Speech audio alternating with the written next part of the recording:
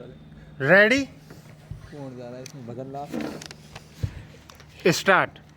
भारतीय समाज प्राथमिक रूप से ग्रामीण समाज ही है, हालांकि यहाँ नगरीकरण बढ़ रहा है। विराम। भारत के बहुसंख्यक लोग गांव में ही रहते हैं।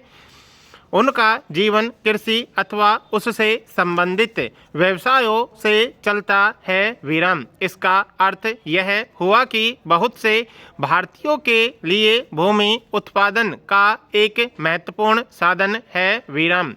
भूमि संपत्ति का एक महत्वपूर्ण प्रकार भी है। विराम। लेकिन भूमि न तो केवल उत्पादन का साधन है और न ही केवल संपत्ति का एक प्रकार। विराम। न ही केवल कृषि है जो कि उनके जीविका का एक प्रकार है। विराम। यह जीने का एक तरीका भी है। विराम। हमारी बहुत सी सांस्कृतिक रस्मों और उनके प्रकार में कृषि की पृष्ठभूमि होती है। विराम। आप पिछले पाठों को याद कीजिए कि कैसे संरचनात्मक और सांस्कृतिक परिवर्तन घनिष्ठ रूप में एक दूसरे से जुड़े हुए हैं। विराम। उदाहरण के लिए भारत के विभिन्न क्षेत्रों में नव वर्ष के त्योहार जैसे तमिलनाडु में पोंगल, आसाम में बिहू, पंजाब में बैसाखी, कर्नाटक में उगाड़ी, ये सब मुख्य रूप से फसल काटने के समय मनाए जाते हैं। विराम। और नए कृषि मौसम के आने की घोषणा करते हैं। विराम। कुछ अन्य कृषि संबंधी त्योहारों के बारे में जानकारी प्राप्त कीजिए। विराम।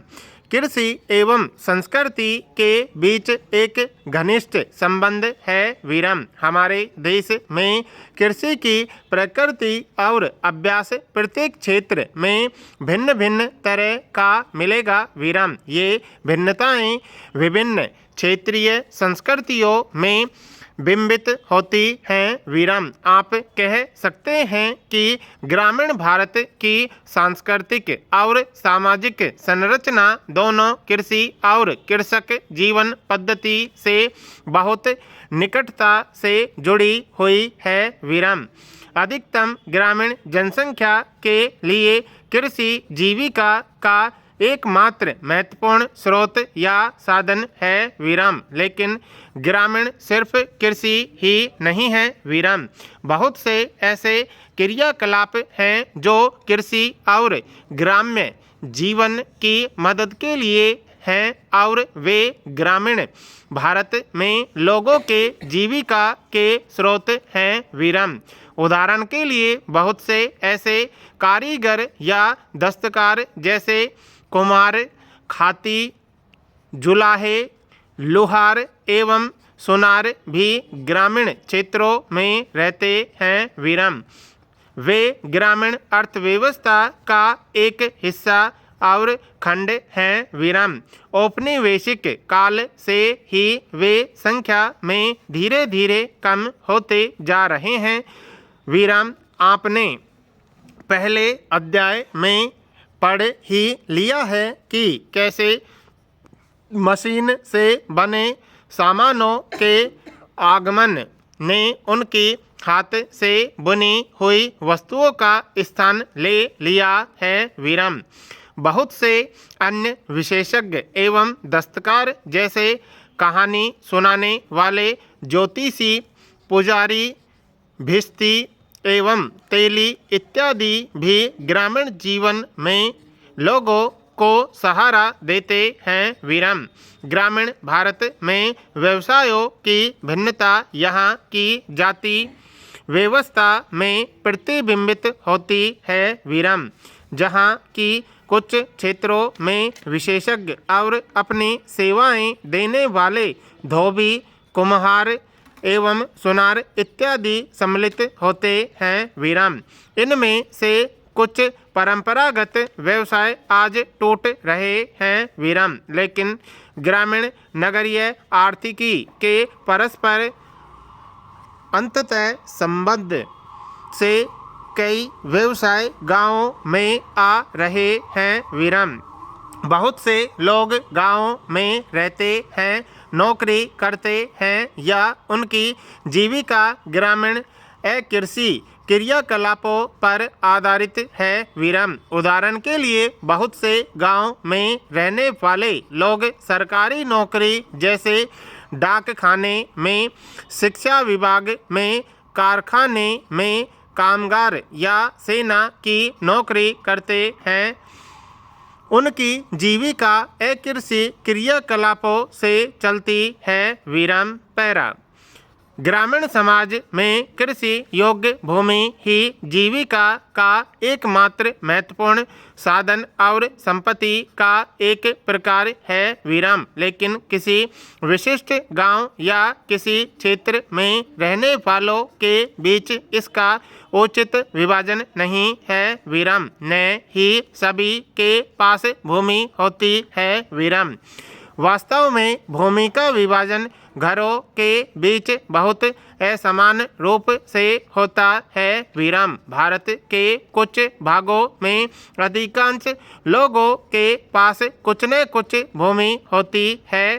अक्सर जमीन का बहुत छोटा टुकड़ा होता है। विराम कुछ दूसरे भागों में 40 से 50% परिवारों के पास कोई भूमि नहीं होती है। विराम इसका अर्थ यह हुआ कि उनकी जीविका या तो कृषि मजदूरी से या अन्य प्रकार के कार्यों से चलती है। विराम इसका सहज अर्थ यह हुआ कि कुछ थोड़े परिवार बहुत अच्छी अवस्था में है। विराम बड़ी संख्या में लोग गरीबी की रेखा के ऊपर या नीचे होते हैं। विराम उत्तराधिकार के नियमों और नातेदारी व्यवस्था के कारण भारत के अधिकांश भागों में महिलाएं जमीन की मालिक नहीं होती हैं। विराम कानून महिलाओं को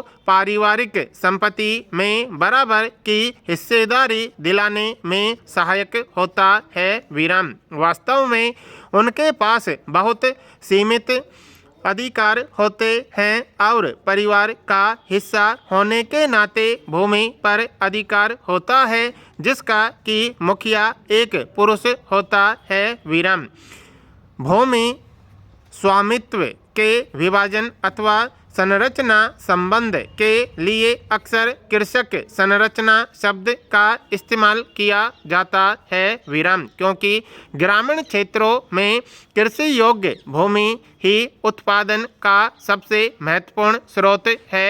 भूमि रखना ही ग्रामीण वर्ग संरचना को आकार देता है। विराम कृषि उत्पादन की प्रक्रिया में आपकी भूमिका का निर्धारण मुख्य रूप से भूमि पर आपके अभिगमन से होता है। विराम मध्यम और बड़ी जमीनों के मालिक साधारणतः कृषि से पर्याप्त अर्जन ही नहीं बल्कि अच्छी आमदनी भी कर लेते हैं।